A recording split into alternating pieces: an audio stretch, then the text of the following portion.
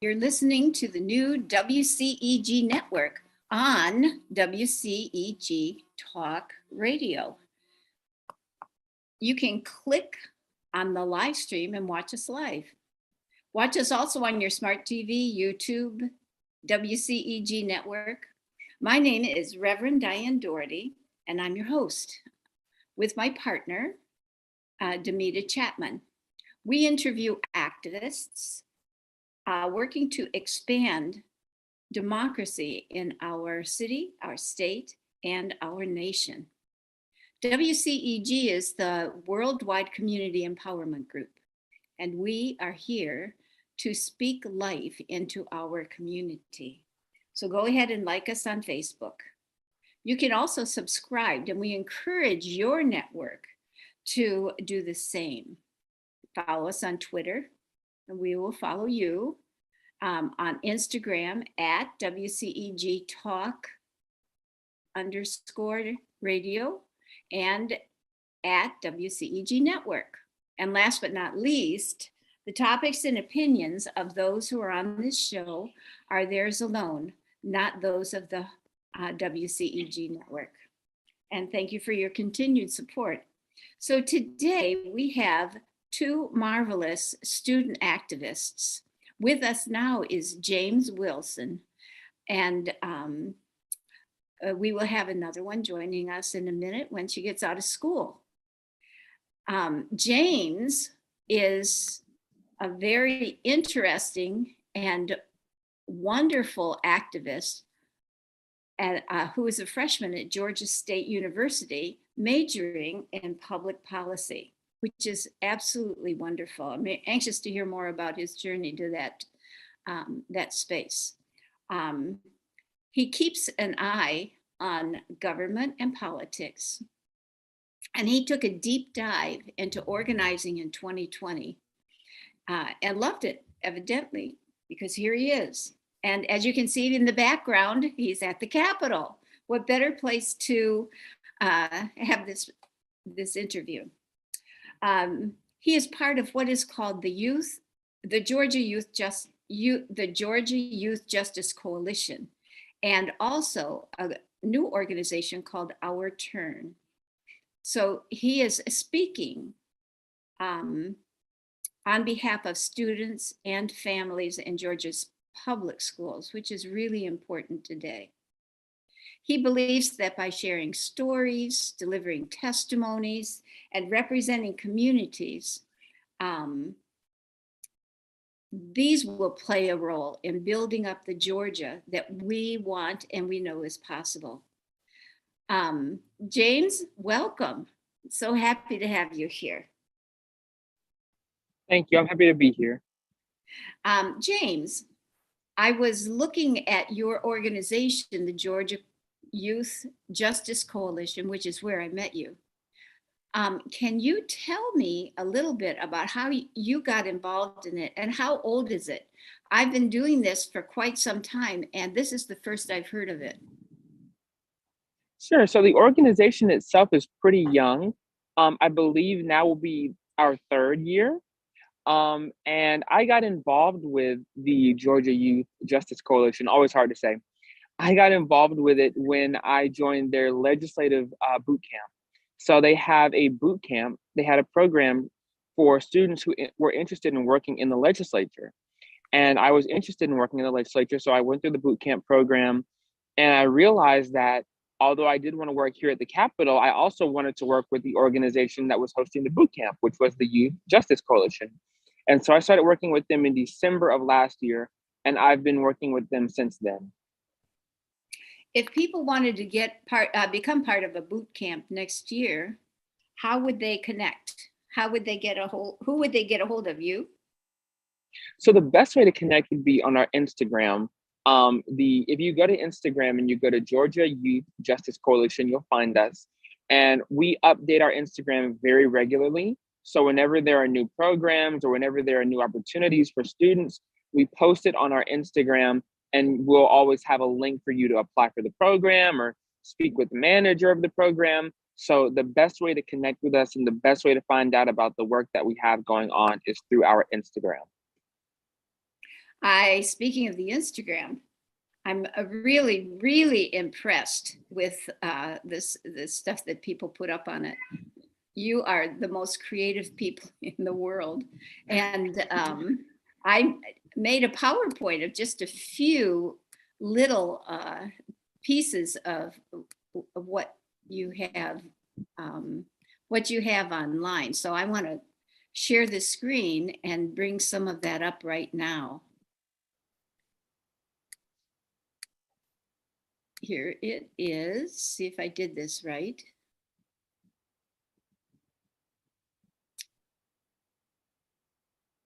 Well, let me try it again.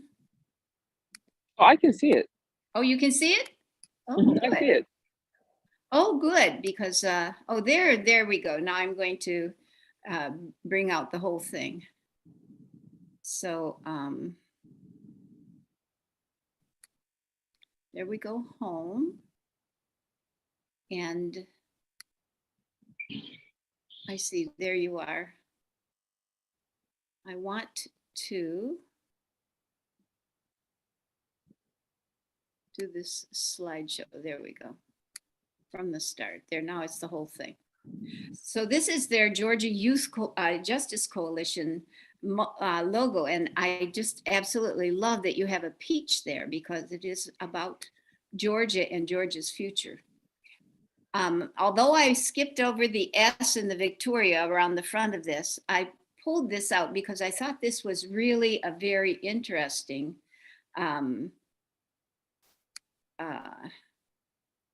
logo that you did, because it was featured in Teen Vogue. They highlighted your work. One of the counties that are targeted is Forsyth. And the organizer from Forsyth, Abigail Victoria, with many of the other partners, pulled this together.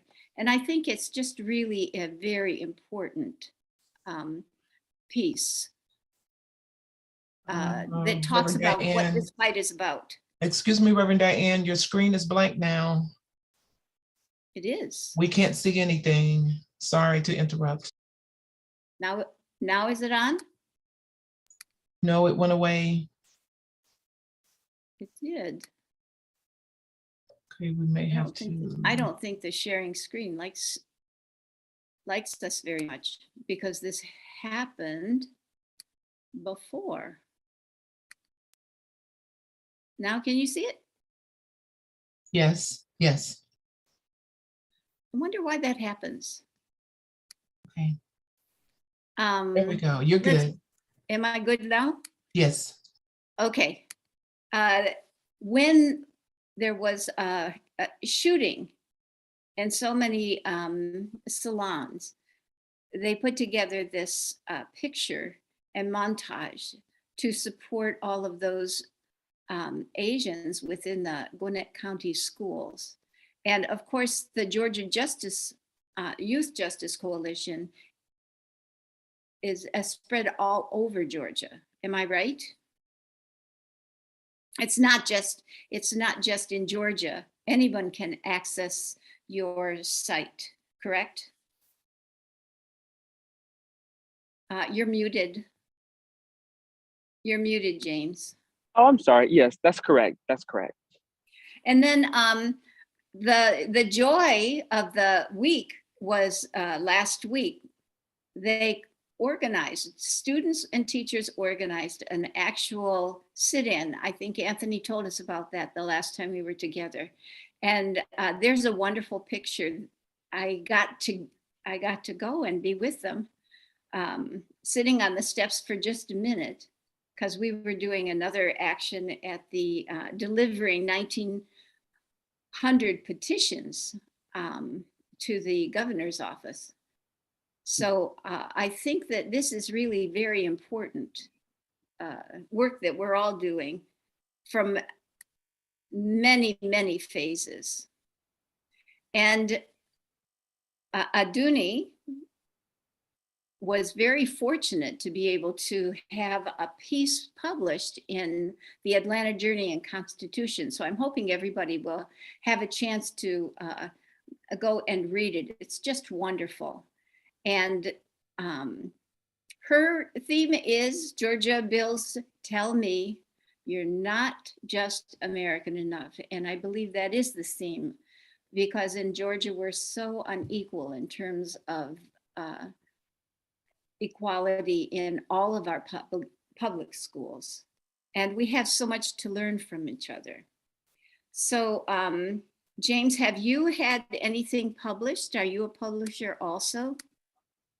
So no, I haven't published any articles. What I've done more is given quotes and deep background to reporters to use in their pieces, and spoken at press conferences, and had, the things that I've said at press conferences and in testimony in committee hearings. I've had that more picked up by the media, but I haven't published any op-eds. I'm not the biggest fan of writing. I do prefer to speak. So that's where I shine. But I really also tip my hat to students like Adunni who do use their writing to shine a light on the injustices that they see. It's not easy, and it takes a lot of effort. It's not as simple as just writing a letter, or just, there is no such thing as just writing an op-ed. You've got to read it, you've got to review it, you want to get it peer reviewed, you want other people to have a look at it, you want to make sure that you're telling your story truthfully, but that you're also not telling so many stories that people get lost. You want to maintain a narrative. So it is a lot of work to do that, what Adunni has done, written an op-ed or co-written it. And so I really tip my hat to students who do that. One of the wonderful gifts of your organization is the link tree. And that's a site where the coalition has just an extraordinary number of places that will link you into all of the issues that are important in this legislation at this particular time. And one of them is linked to an article that was spread very widely by Lily. It might be Lily Luttrell. Luttrell, yes, Lily Luttrell, on the issue of the school boards, because one of the problems this year is that there's going to be an attack on school boards, hoping that the legislators, or that they can elect people that will really break down the alliances within school boards. To me, I kept asking, why is this happening? Like, a school board, these are wonderful people that are trying to build up and make a stronger system that works for the betterment of everyone. But they want to elect people that seem to be in opposition to building strength within the school board system itself, which in turn will impact the schools themselves in various districts. Are you organizing in that area? So no, I haven't. I've been doing a lot of education policy, but I haven't done anything with school boards.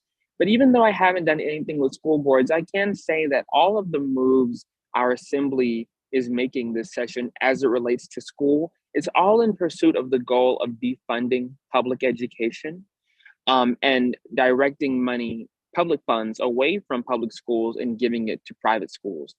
And so almost every issue and almost every bill that this assembly is taking up as it relates to schools, whether it be censorship or fairness in sports, or whether it be the school boards, it's all in pursuit of their goal of defunding public education. Another is to destabilize it through all of these divisive censorship bills. Very true.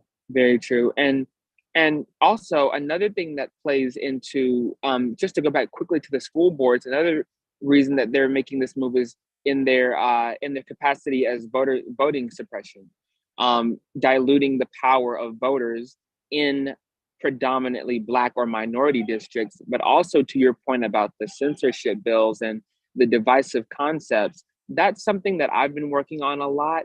And I can say that, these bills, the main point of these bills is the chilling effect.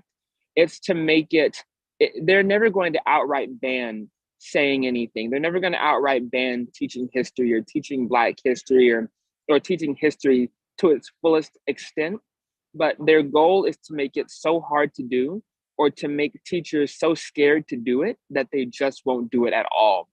And so that's why this bill is so dangerous. Is one of the main aspects of it, one of the main goals of it, is to intimidate educators into remaining silent, or to sanitizing, or to just glazing over important history that needs to be taught. It's uncomfortable, but it needs to be taught.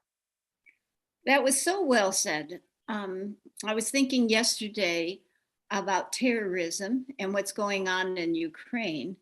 And while we don't have that in any way, this is another kind of war that kind of sets the tone in terms of democracy. We had a discussion about school boards, and there is one, I'm not exactly sure which bill it is, about people who come to school boards, and one of the one of the people said that anyone should be able to come onto a school board. Anybody should be able to come onto a school board without being thrown out, but their actions are so disruptive that So true. I've been to school boards at the Atlanta public schools, and I'm absolutely astounded at the behavior of these so-called adults. And I kept saying, you know, I wouldn't allow that for the children in my classroom. I wouldn't allow it. They need to be taken to timeout. Right. And it's so funny that you brought that up. That's actually the bill that I just now heard. And it's being sponsored by the Speaker Pro Tempore, Butch Miller, in the Senate. And that bill is extremely dangerous because what we're seeing at a lot of school board meetings is white rage. We're seeing parents show up and they're not coming to find solutions. They're not coming to express concerns. They're coming to exact revenge and to let out their rage at the school boards. And it's extremely dangerous. It's an extremely volatile situation because students are at school board meetings. And so when these parents who are coming to exact their rage, when they see students that disagree with them, you know, they get nasty with students. They call names and they say all kinds of disturbing things. And I can't tell you the exact reports that we've heard because I don't want to misquote anything, especially about something this serious, but there have been reports of parents verbally harassing students at school board meetings. And there have been reports of parents coming to school board meetings and being completely disruptive. And now the assembly is trying to make it so that when a parent comes to a school board meeting once and is disruptive and is violating the norms and the rules of that meeting, that they may be put out of that meeting, but they can come back to the next one and come back to the next one and come back to the next one. And they're making it harder for school boards to say, hey, you as a parent, you have a pattern of disrupting these meetings. You're no longer allowed here. They're making it harder for school boards to exercise control over their own school board meetings. And so what I say to our members of the assembly is, before you want to regulate how school boards in our state run their meetings, you should regulate how you run yours. When they have committee meetings and hearings, they are very quick to cancel these meetings. They're very quick to cut off public comment or not allow public comment at all. If they find out that a large group of people that they disagree with are planning to come and speak, they will move the location of the meeting. They will change the time. So I would say to the assembly, before you regulate school board meetings, you should do a better job of regulating your own. And, here, the important, to me, the important issue is, to me, it's an act of terrorism. It's an act of terrorism and democracy, because they are not coming in good faith. They are coming to disrupt. They're coming to divide, to be a divisive agent. And that, in the public, when I taught in the public school, there was a lot of disruption that happened with the students, but we minimized that. It took years, but we minimized that with each student. We dealt with them gently. These are adults. there's a decor that they should give off. They really need to think about what their impact is in society. So I see we now have Adunni. Welcome. My name is Reverend Diane Dougherty. Thank you so much for being on with us. And we've been talking to James Wilson. Hello, my name is Adunni. I just want to introduce myself. Yeah. Yes, and we gave glowing reports of you having that wonderful article in the AJC. And I believe it said you are a junior AJC journalist now. Did you know that? No, I did not know that. I found that online. I think that's great. Keep it up. So James has been telling us a little bit about what's happening at the Capitol because he's right there. Tell us a little bit about your journey in this Georgia Coalition for Youth Justice. Okay, so my work in Georgia Youth Justice Coalition revolves mainly around like school board and like Gwinnett specific organizing. So right now, our main focus is school board elections, and then having students testify at school board meetings is something that I'm like working with the Georgia Youth Justice Coalition with right now. How do you deal with the children? I mean, with the kids, do you gather them together? Do they come to you? Well, getting like testimonies, we usually seek out students who are interested and they have unique experiences that we want to highlight. So we hold testimony trainings where essentially like we teach students how to testify at school board meetings, give them the information and resources that they need.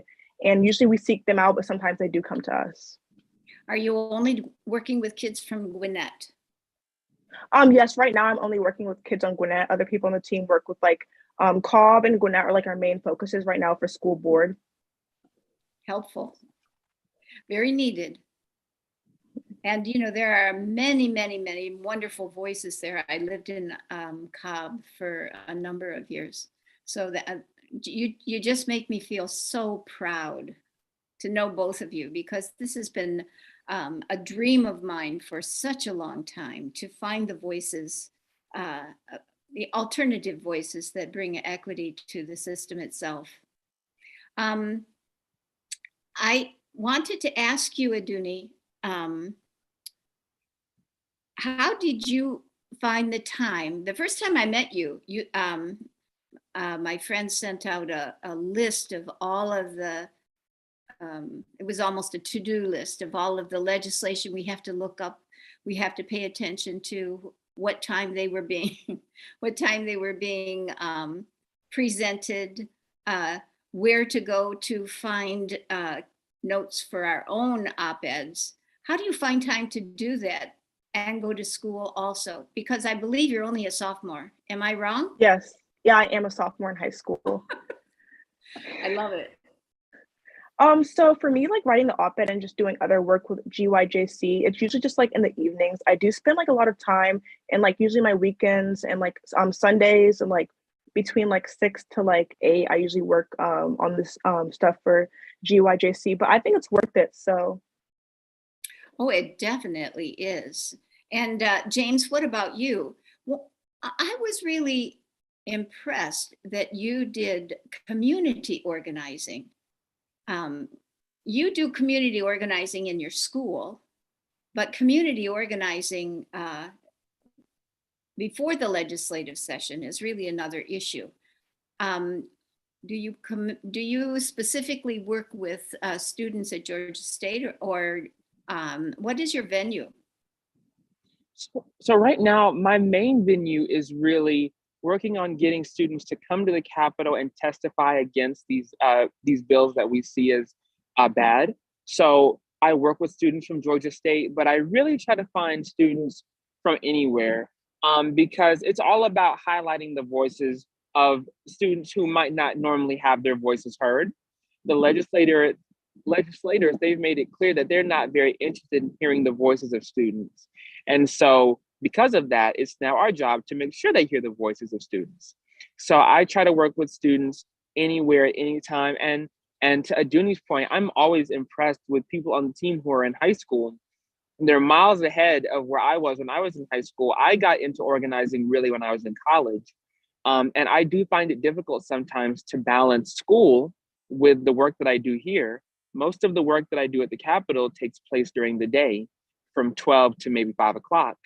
And so that's most of the time that I would normally spend studying or in class. So I've missed quite a few classes. I've missed quite a few classes and missed a good bit of study time, but I never stress about it and I never worry about it because, like Adunni said, I think what I'm doing is very valuable and I'm very proud of it. And so if that means I have to miss a class or two, so be it. Sacrifice and catch up. Yes. I'm very, what was brought to mind as you were speaking was the number of times we have been, I as a teacher was kept so busy, there was not even an inkling that I should participate in any way with the legislative system. And so I fault myself that a lot of this has fallen on both of you because we were so negligent or kept in the woods. And there are so many people that have absolutely no idea what's happening. Adunni, does your mother and father, do they understand what you're doing? Do they get it? Not completely, but I try to help them understand as much as possible. But yeah, I don't think they understand to the fullest extent of the work that I'm doing. And what about you, James? I think my parents, I think they do understand. I like Adunni, I don't think that they understand the full extent, but I think that they understand. And I know, well, you know what? I'll give it to them because most of my political knowledge and awareness did come from my parents. I grew up with my parents always telling me when you turn 18, go vote. I always knew that my parents were voting. I always saw them watching the news and paying attention. So I think that I think the parts that they don't understand are the parts that I don't tell them. Sometimes I'll be at the Capitol and I'll be working and I'll come home and act like nothing happened and my mom will see me on the news or she'll read about me in the paper.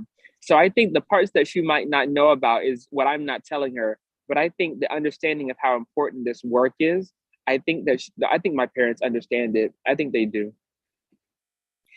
In your own eyes and with your own vision, how do you think the tables can turn so that the majority of Georgians understand what's at stake and begin to advocate for public schools and the funding that goes with them?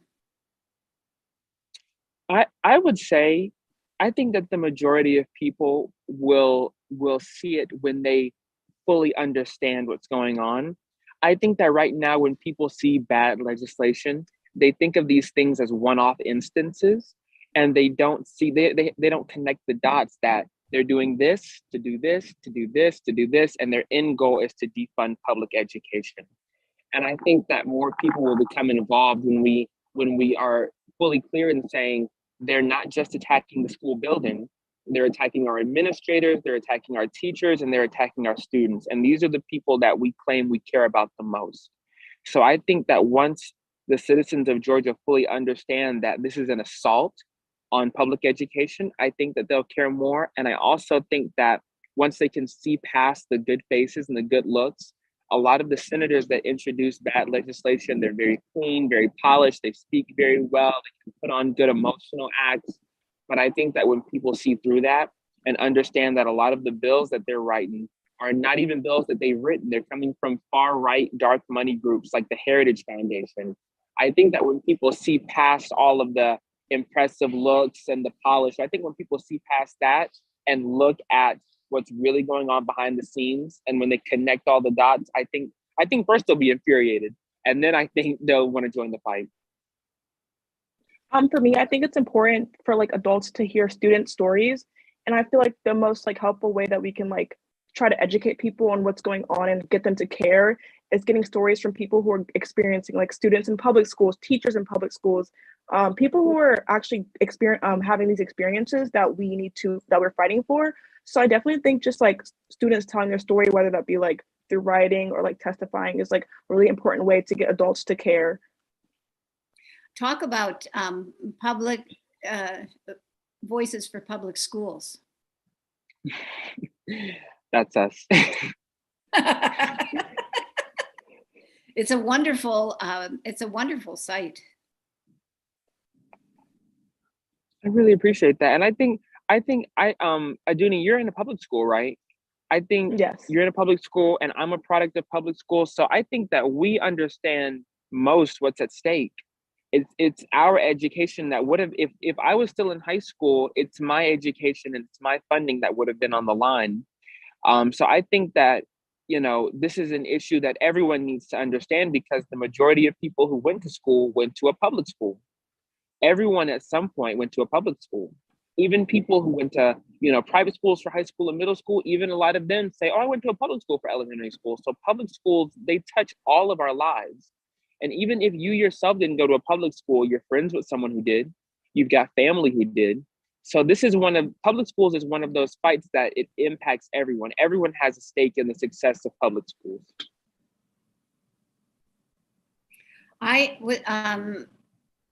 was just the opposite. I'm Catholic born and bred, went to Catholic school, elementary, high school, college, university. And for 11 years, I ended up my career teaching in the public school in Fayetteville. And it has always dawned on me as I have watched how Catholic schools have become schools for the elite and private, yes, as opposed to when I was there, we were parochial schools and they were funded by the people of the parish. That no longer is true. So I think a lot of the tensions financially with the monies that are coming out of the government have to do with religious and private schools wanting those tax quote unquote funds for themselves. But my comment about that is most of the people that are participating in Catholic schools today have the money to keep their child for X number of years in that system. And to take the money out of public schools, that's the question they're not asking. What happens if I take my $6,000 out of public schools? Well, I happened to go to Guatemala a few years ago, and I watched their school. The public schools are absolutely horrible because there is no money put into them. Once this system begins to slip and everything is codified through law, those who are in the public system will be those who are in a totally unequal end of society.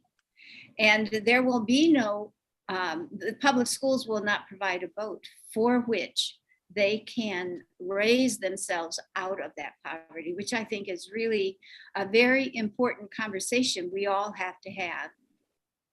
Very true. I also went to Canada for a number of years, and all schools in Canada get tax money. But of course, they have a democratic socialist system. So in Canada, if this is the way Georgia wants to go, you pay your taxes and tell the government exactly where you want your child to go. If you're in the area, there will be busing. If you want them out of the area, you drive them, much like charters. Right. However, the schools have no say in curriculum. They are not allowed to discriminate on the basis of race, sex, or orientation. Many of the schools do not have the support for disabilities. If you have a child with disability, you have to go to another area because they just don't have the ability to take care of them.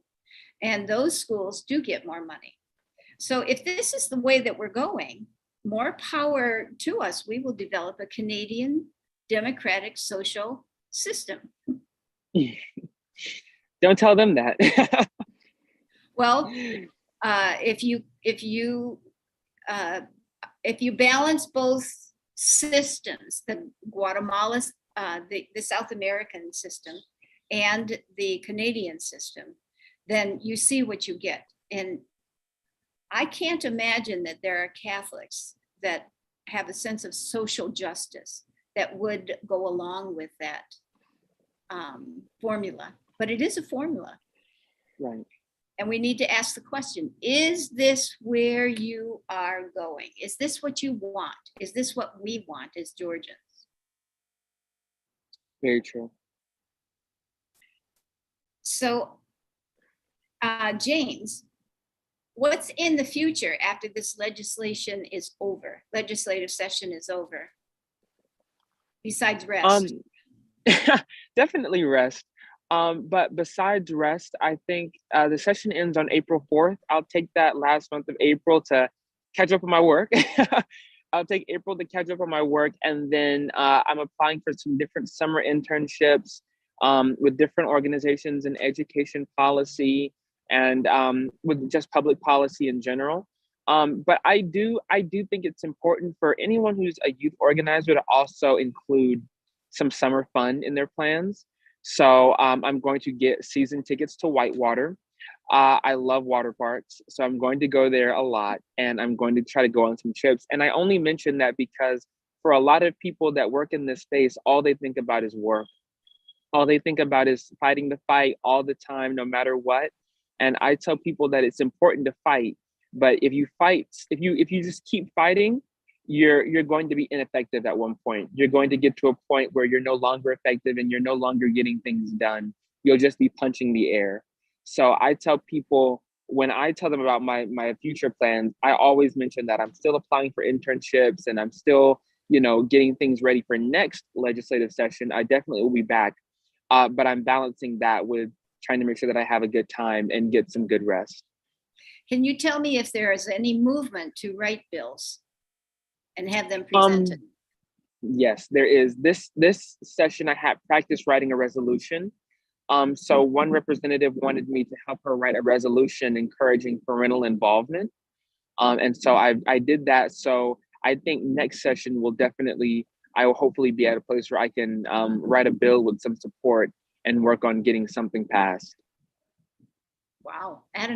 Adunni, you are an amazing writer. You get the whole picture. And what about your next step? Well, right now, in Gwinnett County, I'm definitely focusing on school boards, but like James said, it's also important to get some rest because we don't want to burn out. I plan to do this work for a very long time, so I don't want to get too tired to where, like James said earlier, that my work is ineffective. But definitely my next steps for organizing is rallying around my local school board and making sure it's equitable for everybody. We certainly appreciate that. Do you have a superintendent election this year? Or did you already did? Yeah, we had one appointed last summer, Dr. Calvin Watts. Yes. Yeah. And are you, the superintendent in your area is appointed, am I right? Yes, he is, yeah. Not elected. Are all superintendents appointed or are some elected? I think some are elected, but I know in Gwinnett County it's appointed, so. It's hard to figure all that out. Yes. In my area too, they're appointed. They're appointed? Because I think that's very important. Just to let you know, I went to a workshop by the Heritage Foundation and found out what their trajectory was. And school boards are their target area. In about 15 different cities throughout the United States. Mm-hmm. Very dangerous. Good for you. Well, I mean, we know. Now we just have to. It's good that we know.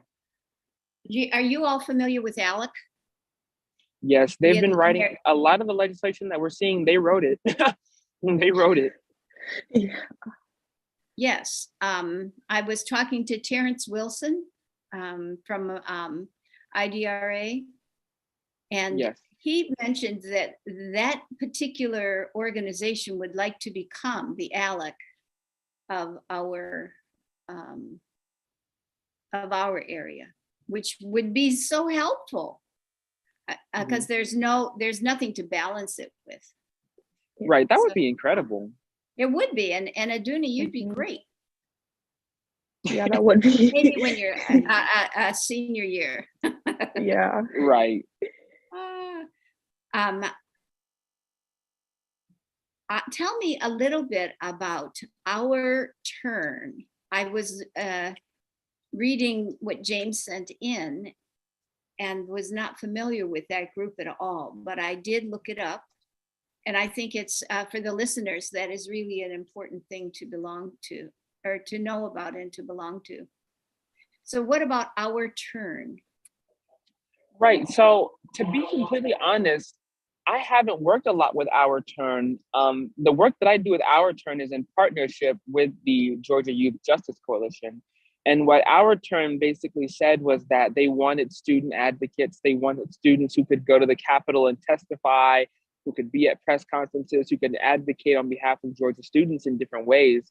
And they came to the Georgia Youth Justice Coalition and asked for help in recruiting and finding those students. And so the work that I do is really more in partnership with Our Turn. But I can say that they're an incredible organization, and now they're moving a lot more to have different operations in Atlanta. So I would encourage everyone to go to their website and find more about the work that they do, because they're one of those organizations that do so much. For me to even try to articulate all of it would do it a disservice. That's well said. I'm going to look up the link and put it in the chat, unless you know what it is right now. I believe it's ourturn.org, but it might be a little different, but I'm pretty sure it's ourturn.org. Okay, well, I'm looking it up. No, it's not Our Turn. Oh, it might be if you put the period instead of the letter I.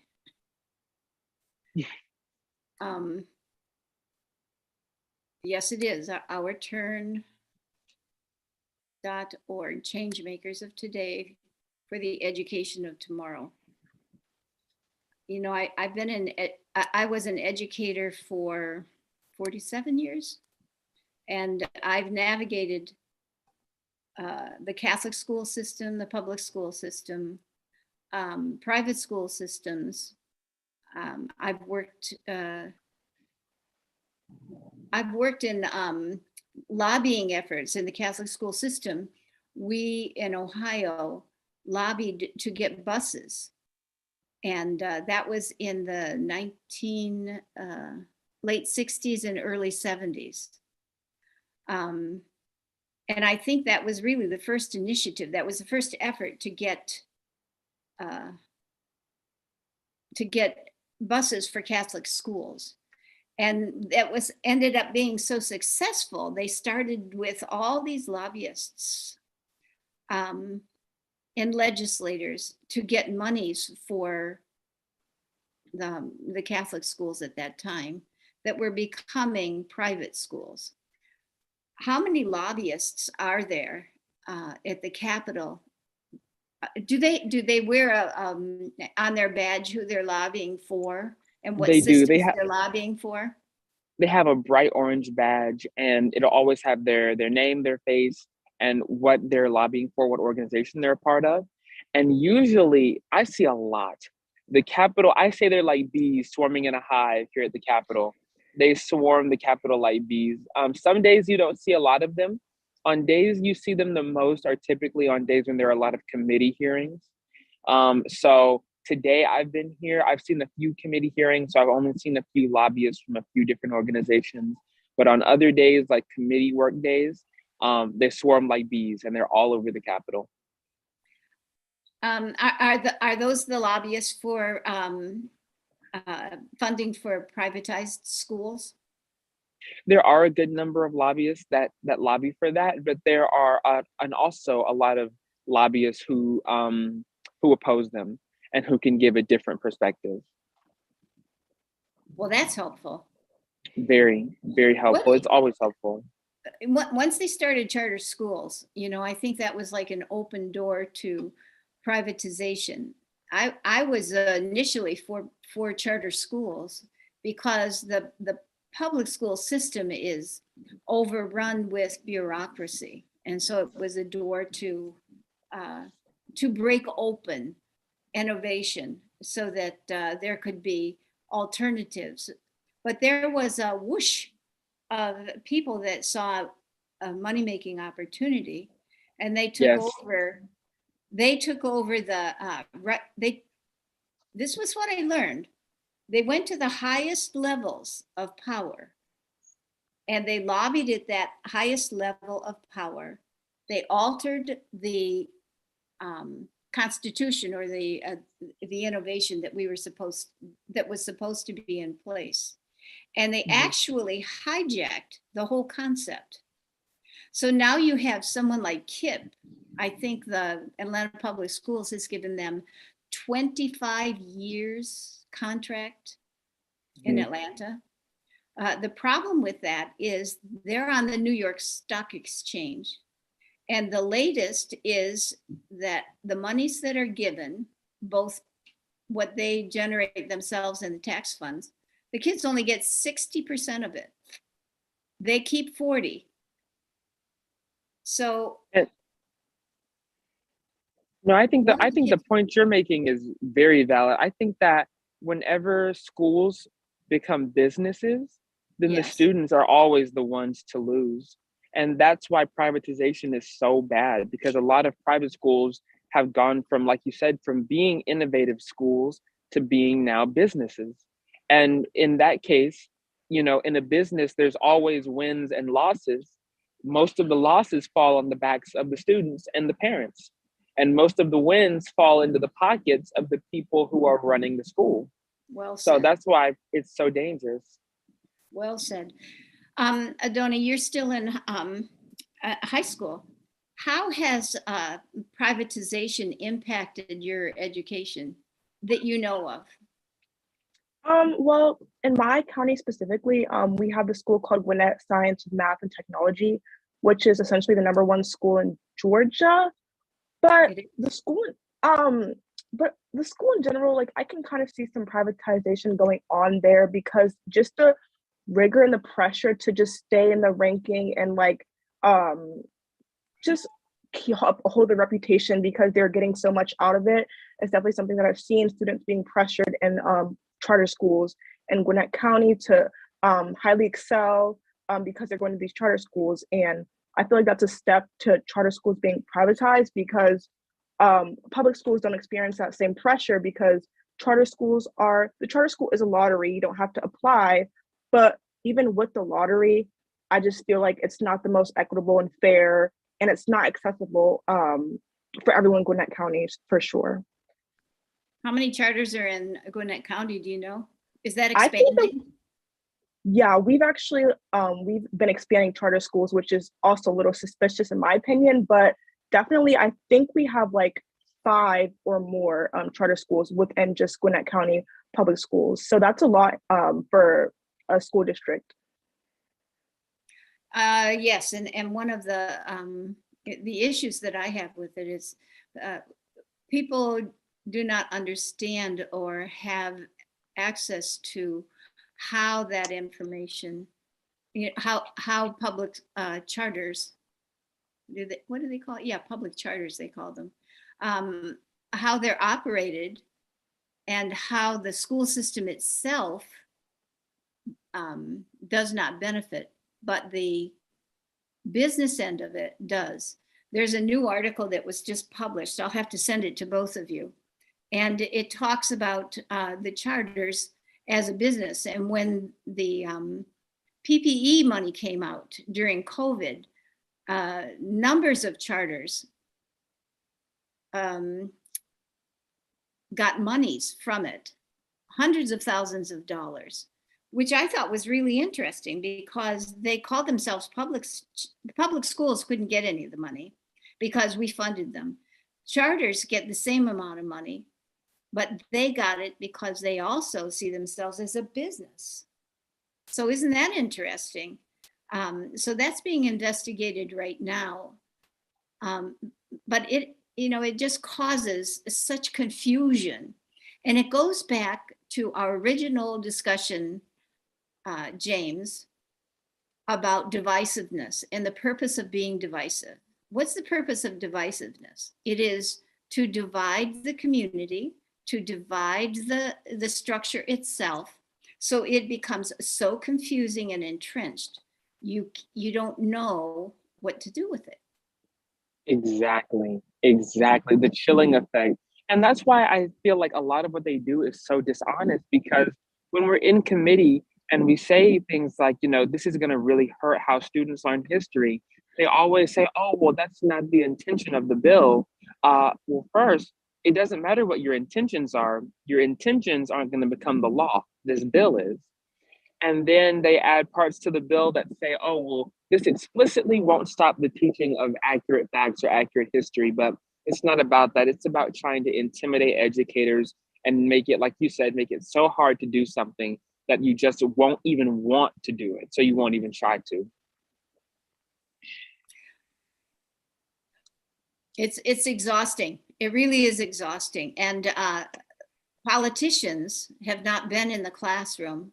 So I call it the law of unintended consequences. They should do impact studies for every bill that is put in front of everyone. And they should care about our teachers. I really think that there's not a sense, an overwhelming sense of support for teachers in Georgia. I think that we are a workforce, and that's much different than the value set that is put on us.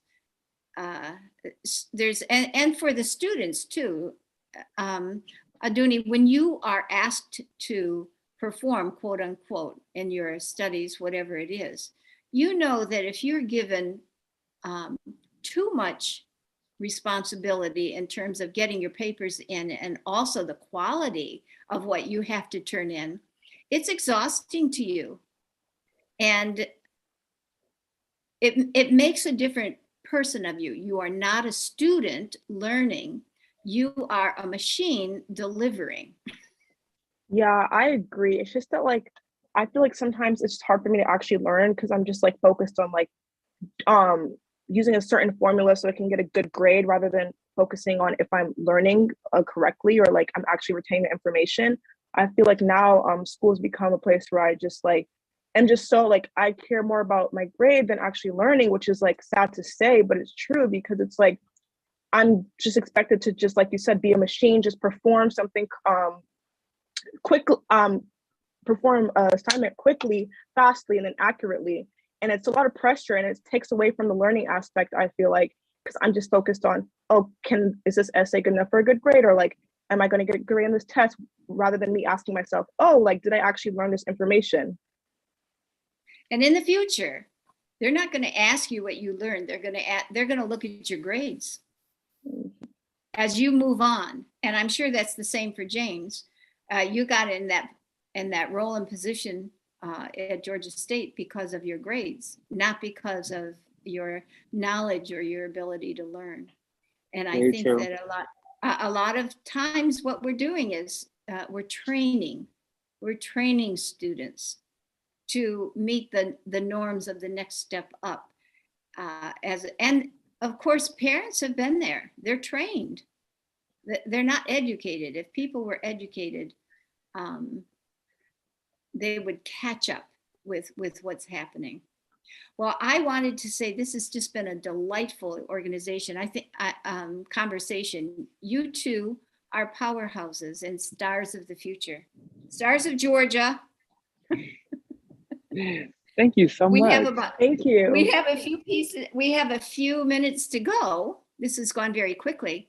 And the last question I always ask is, what would you want to say to listeners in terms of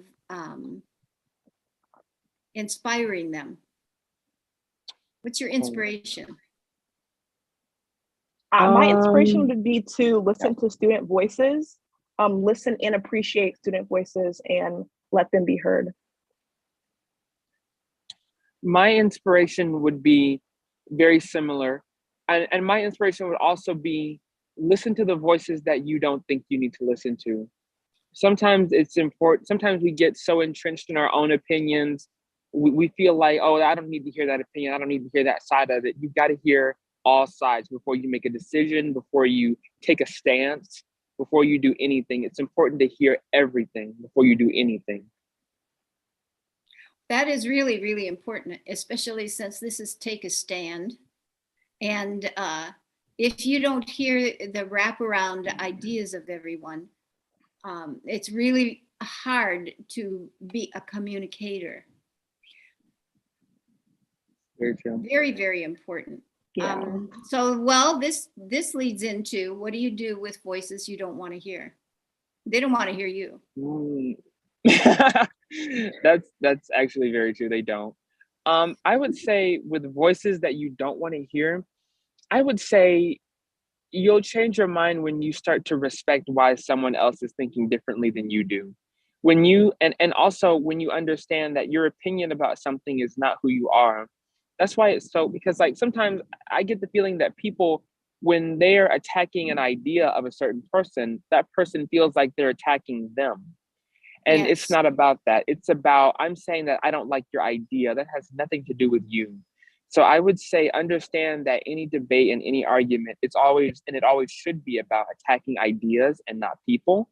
And I would say that before you judge someone's opinion, learn about them, learn their backstory, and learn why they feel the way they do, because that will really give you some insight as to why they see things differently than you do.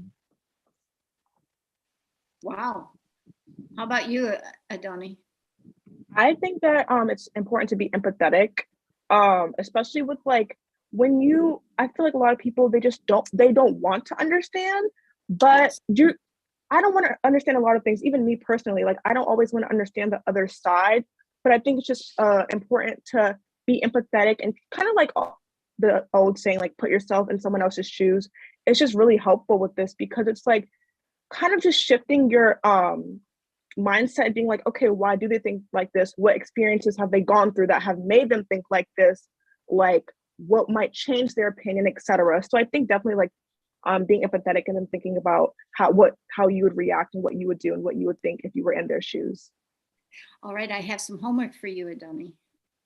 Clint Dixon. Yes. Both of you go to him and ask him, befriend him, find out what's going on.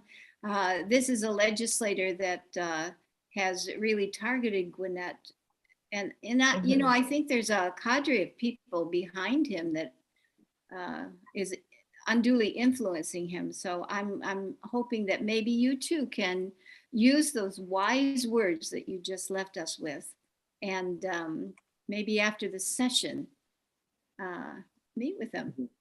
I'd love to know the end of that story. I hope we have a story to tell you afterwards. Turn that plane around.